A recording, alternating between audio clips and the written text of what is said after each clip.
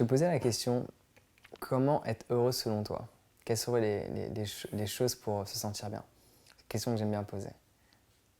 La première étape pour être heureux, selon moi, c'est déjà d'être conscient de ce qui nous apporte du plaisir. Ne pas être dans le jugement de ce qui nous apporte du plaisir.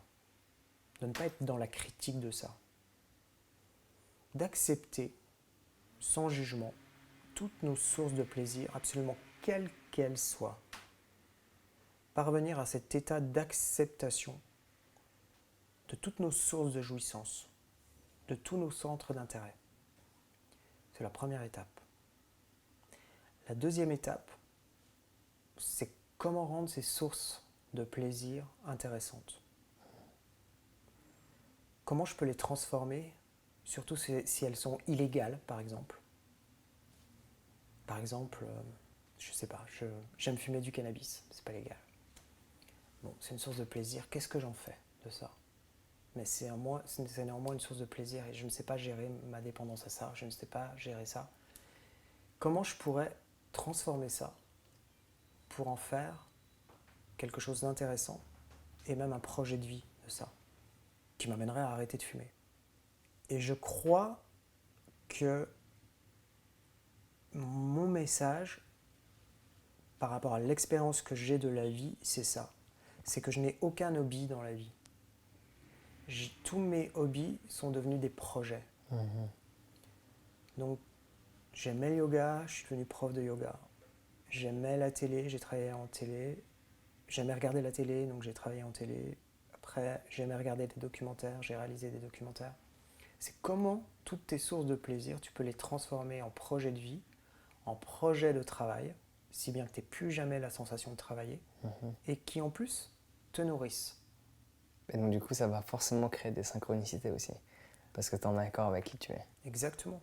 Tu ouvres le champ de la vie en toi, tu accèdes au potentiel infini qui est en toi, et tu l'exprimes, et ça te permet également de gagner ta vie, c'est-à-dire de pouvoir vivre de cela. Je pense qu'on se rapproche d'une expérience très pratique du bonheur. Pas une philosophie du bonheur, mais une expérience très incarnée de ce qui peut rendre heureux. En tout cas, jusqu'alors, c'est un peu ce que j'ai expérimenté, et c'est très cher pour moi. Transformer mes centres d'intérêt en projet. Faire ce qu'on aime un maximum de fois. Exactement. Ouais. Exactement. Sans honte, sans préjugés, commencez déjà par accepter, par faire la liste de cela. Mais les gens, quand je communique là-dessus, les gens considèrent que je suis chanceux de faire ce que j'aime. C'est très bizarre, hein? La chance appartient à ceux qui travaillent dans cette direction-là. Il y a ce proverbe ou cette citation qui dit plus je travaille, plus j'ai l'impression que j'ai de la chance. Et dans le sens travail, c'est dans le sens de faire quelque chose. J'ai une idée, je fais en sorte d'agir dans cette direction-là, et d'un seul coup, je vois la chance apparaître. C'est ça. C'est ça. Et du coup, je retourne la question aux gens en leur disant, quand j'étais jeune en fait, je suis juriste international. J'ai fait des études de droit.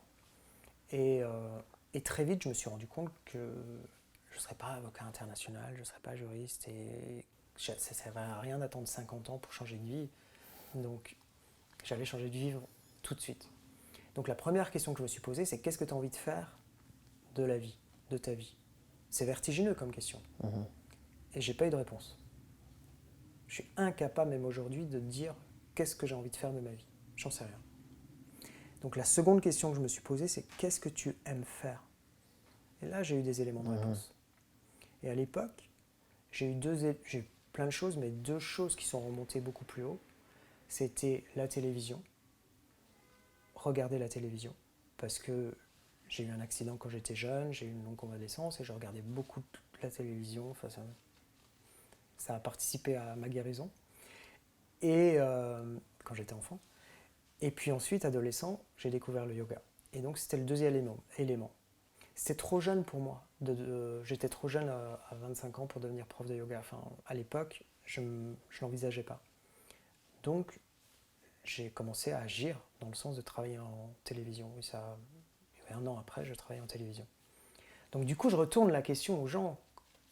qui estiment que je suis chanceux de faire ce que j'aime, je leur demande ce qu'ils aiment.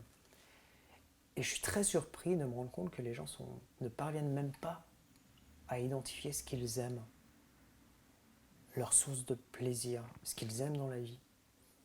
C'est comme si tout était à la fois égal et dans l'échelle de plaisir très bas. C'est très étonnant. Tout devrait être égal, mais dans l'échelle de plaisir haut. Exactement. C'est-à-dire prendre du plaisir, aimer, pas forcément quelque chose de spécifique, mais aimer la vie en elle-même. Exactement. Chaque élément de la vie. C'est exactement. En tout cas, ce qui nous est donné à vivre, ce qui se présente à nous, pour que ce soit une source de plaisir. Ouais.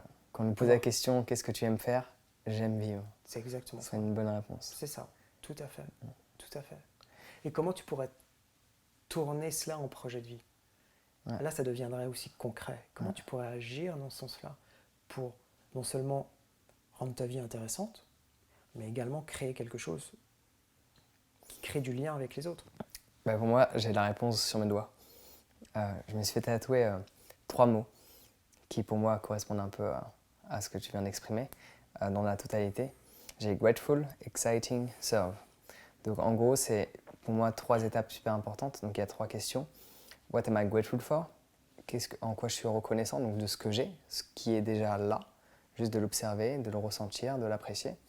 Puis, what exciting things can I do today? Qu'est-ce que je peux faire d'excitant aujourd'hui? C'est-à-dire un peu mettre des épices sur mon plat, le relever un peu plus, faire en sorte que ce soit encore plus beau, plus enrichissant. Et how can I serve? Comment je peux utiliser tout ça, tout ce que j'ai pu créer, et le partager? Donc, c'est 3 questions que je regarde régulièrement. J'y pensais fréquemment, mais je me suis dit que ça pourrait être bien de les avoir sur mes doigts parce que j'ai besoin de les écarter et de m'en rappeler. C'est magnifique. C'est le sens de la vie. C'est le sens du vivant.